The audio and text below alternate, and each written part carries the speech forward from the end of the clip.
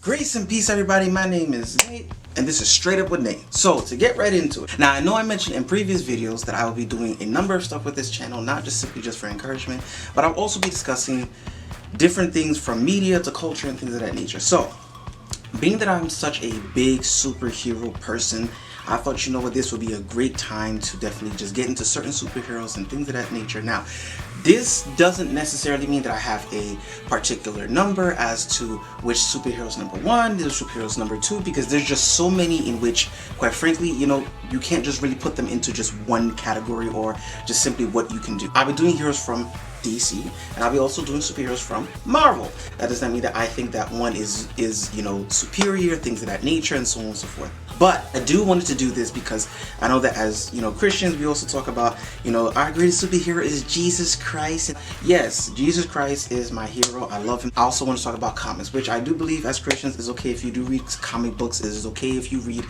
about superheroes. It's okay that you also read about supervillains. I'm gonna just get right into it. So the first one we got is Storm. Oh my gosh, Storm is everything.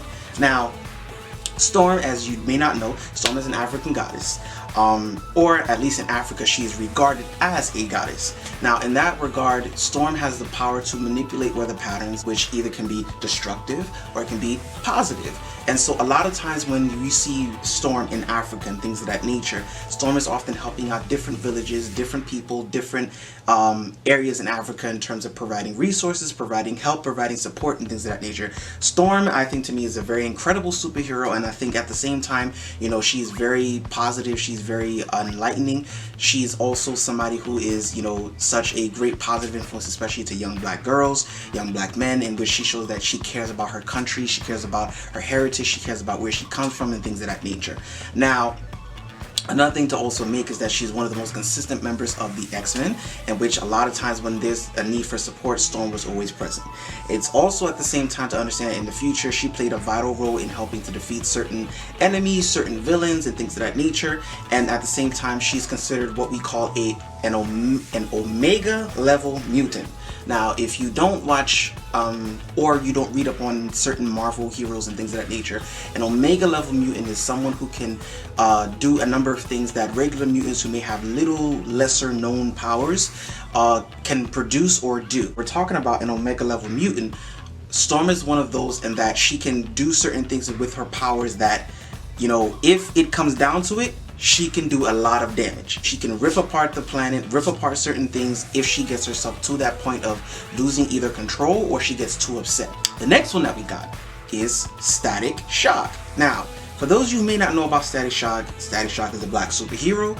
He's also one of the members of the Justice League. He's also a very intelligent young black man from Dakota. It doesn't specify exactly in the book which part of Dakota he comes from, but it did discuss that he is one of the most prominent superheroes for the black culture. Why? Because, you know, he was a young black man.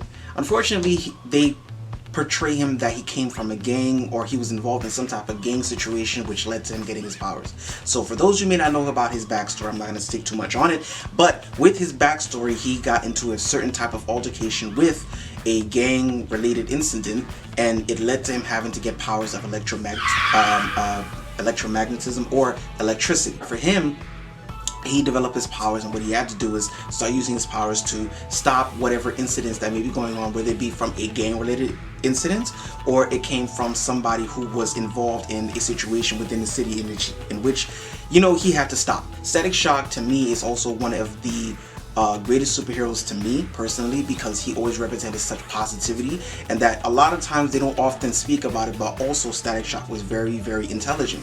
And that, you know, in the show, if you've ever watched the show, great show, if you ever see it, it is currently available on HBO Max. You can also watch it. Static Shock was very, very much an intelligent young man. He was very much attending prominent high schools in which he was top student, he was getting good grades, he was doing what he was supposed to do. At the same time, what I also loved about Static Shock in the show was the fact that they also showed how he dealt with certain racial issues, racial situations, racial disparities. The show allows us the opportunity to see exactly what he had to deal with and how he had to go about it. And so I think if you ever get the opportunity, it's a great family show. It's a great opportunity for you to learn about him. It's a great opportunity for you to see about exactly what he does and how exactly he does it. The next one that I have is Black Panther. Now, for those of you who have already seen the movie, things of that nature, we already know that Black Panther is one of the biggest superheroes in Marvel. Static Shock is from DC, Black Panther is from Marvel, as well as Storm. So when it comes down to Black Panther, we already know he's an incredible leader. He was the leader of Wakanda as the king. He was also a very strong superhero. He was also enhanced and things of that nature to do a number of things and be effective within his community and as well as his people.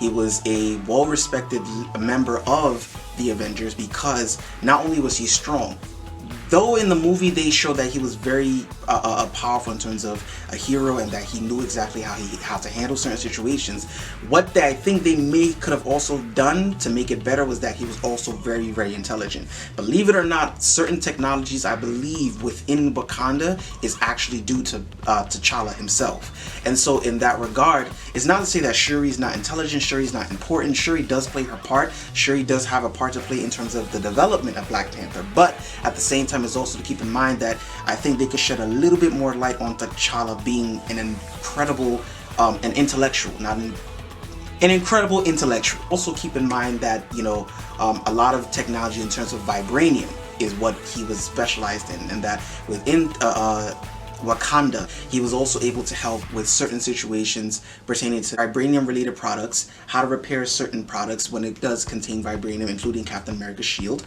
and so on and so forth. So definitely Black Panther is one of the top. I definitely put him on top of there, and that he is one of the most prominent superheroes in terms of, you know, time, culture, experience.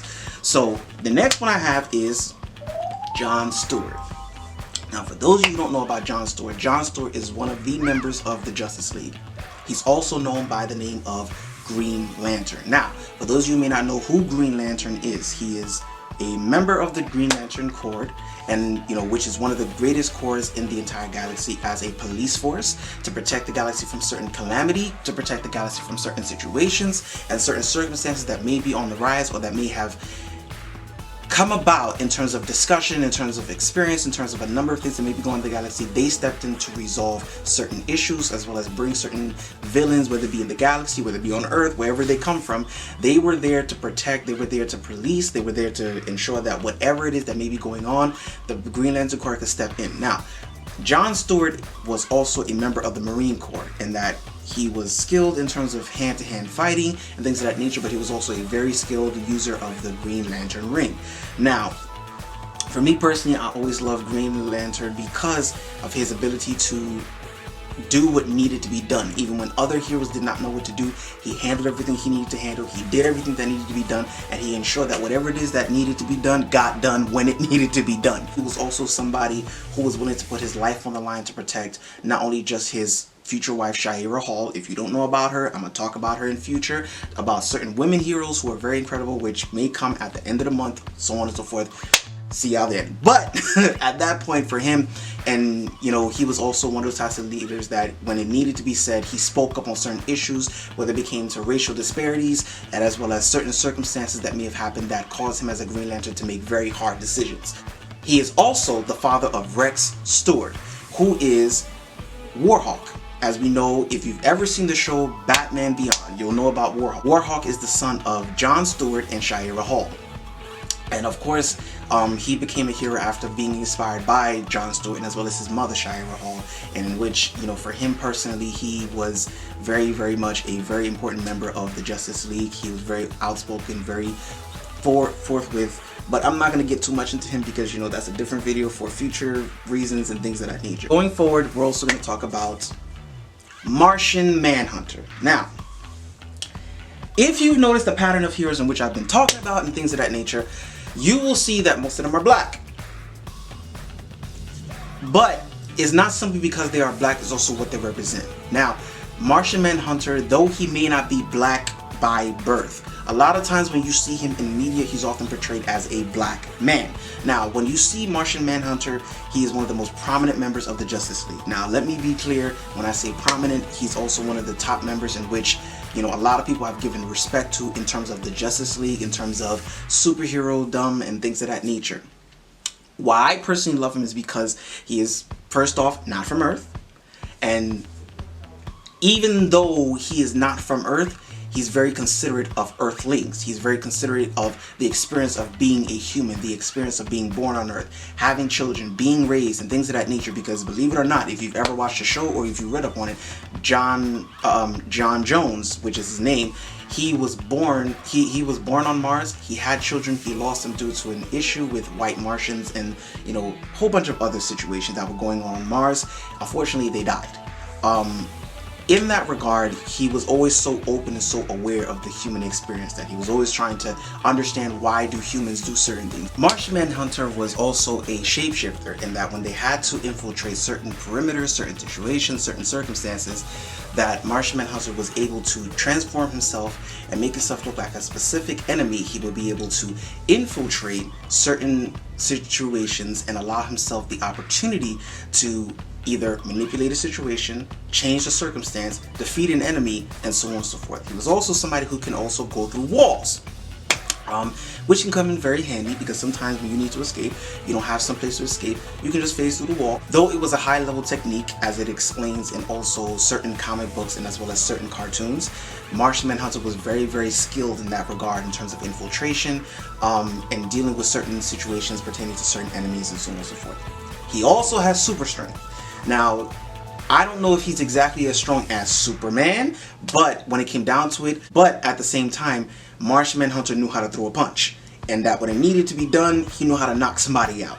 So the other thing I want to leave with pertaining to him, which is probably going to be the last thing, is that Martian Manhunter is also incredibly intelligent.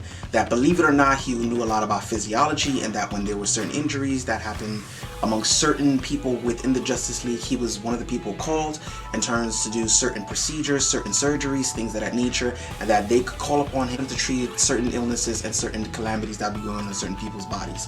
And so in that regard, that's just my list. You don't have to agree. You can have somebody else. I know some people may say, oh, Batman, oh, Superman. All right, great, cool. But this is my list. You can agree, you cannot, this, that, and the third. That's up to you. And so with that being said, leave a comment, subscribe, share, and at the same time, you can also find me on Instagram. And so at that point, I love you guys. I hope to see you guys next week, and I hope you definitely tune in next week for a different video, different topic, different focus. But definitely being the fact that we are talking about superheroes, definitely leave a comment, leave a share, whatever it is, share it with friends, so on and so forth, that we can have a discussion.